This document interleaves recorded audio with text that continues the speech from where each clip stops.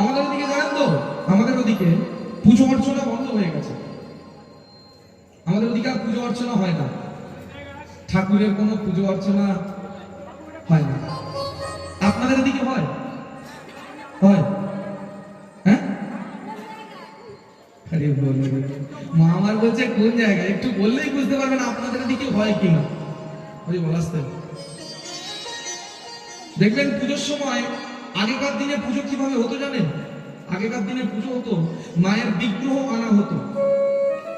যিনি মাকে আনতেন তিনি বরণ করে মাকে বাড়িতে তুলতেন। মারে, তুই আমার বাড়িতে এসেছিস, জানি না কত পাপ তাপ করেছি, তোকে মা এক মনে ডাকবো, তুই আমাকে একটু কৃপা করিস, যেন তোকে আমি বছর বছর আনতে পারি।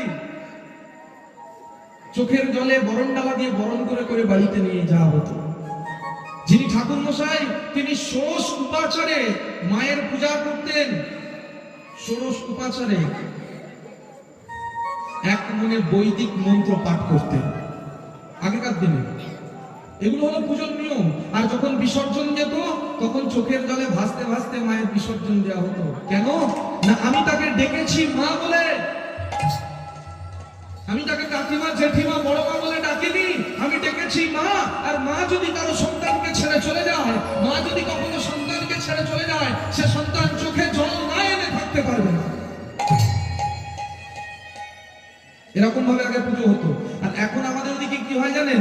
ঠাকুরটাকে নিয়ে এসে বসিয়ে দেয়, অর্থাৎ ঠাকুরের বিগ্রহ, মা কালীর একটা বিগ্রহ নিয়ে এসে বসিয়ে দেয়, আর আমার মাইক দাদাকে 40 থেকে 45,000 টাকা দিয়ে দেয়।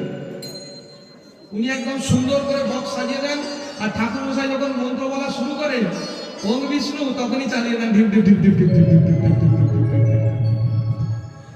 বলে আমাদের মায়ের পুজো হচ্ছে। লজ্জা করে না রে? ছি ছি ছি ছি,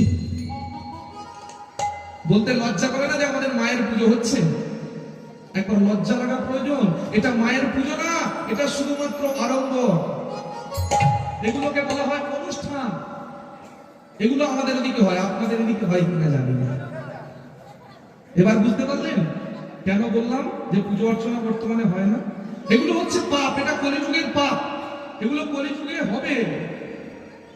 এ তো বলে গিয়েছেন মহাজন, একজন মহাজন বলে গিয়েছেন, শিষ্য হয়ে না মানিবে গুরুর বচন, পিতা মাতায় না মানিবে পুত্র কন্যাগণ, অশ্বমেধে যাগযজ্ঞ না হইবে পূর্ণ, জাতি ভেদে থাকিবে না হবে এক বর্ণ, ব্রাহ্মণের ব্রহ্মত্ব লুপ্ত হয়ে যাবে।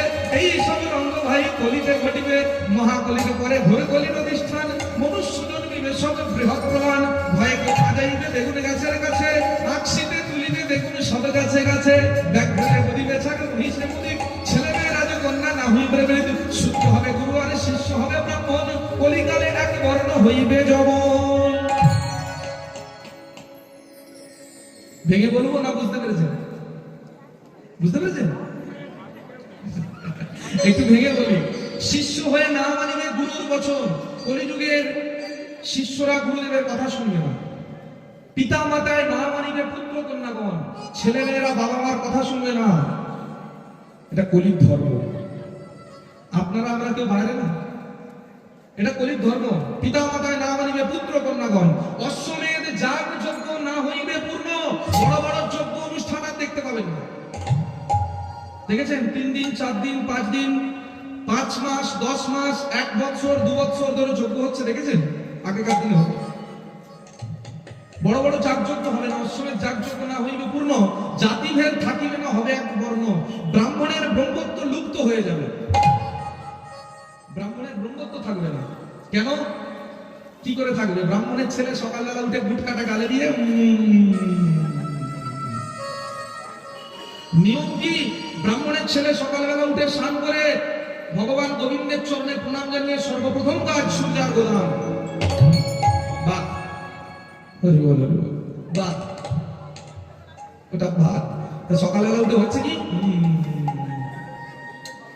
ব্রহ্মত্ব থাকবে, ব্রাহ্মণের ব্রহ্মত্ব লুপ্ত হয়ে যাবে। এই সব রঙ্গ ভাই কলিতে ঘটিবে, মহাকলির পরে ঘোর কলির অনুষ্ঠান। এখন মহাকলি চলছে, এরপরে আসতে চলেছে ঘোর কলি। ঘোর কলিতে কি হবে? মনুষ্য জন্মিবে সব বৃহৎ প্রমাণ, মানুষগুলো ছোট হয়ে যাবে।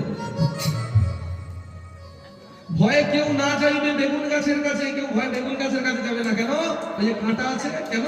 ছোট ছোট তো, তাই কি করবে? আঁক শীতে বেগুন তুলবে, আঁক শীতে তুলবে বেগুন সব গাছে গাছে।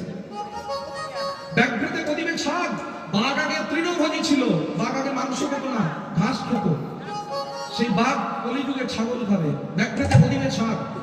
মহিষে মুদিক, এখন মহিষ কি খায়? মোষ। মহিষ কি খায়? ঘাস খায়। কিছুদিন পর ইঁদুর খাবে। ছেলে মেয়ে রাজকন্যা না হইবে বৃদ্ধ, শূদ্র হবে গুরু, শিষ্য হবে ব্রাহ্মণ।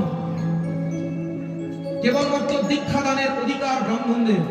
ব্রাহ্মণ কিংবা বৈষ্ণবী দীক্ষা দিতে পারে। কেন? কারণ তারা ব্রহ্মজ্ঞানের অধিকারী। জন্মেনাম জায়তে শূদ্রং সংস্কার অধিক উচ্চতে বেদ পাঠে ভবেদ বিপ্র ব্রহ্ম জনাতি ব্রহ্মণম।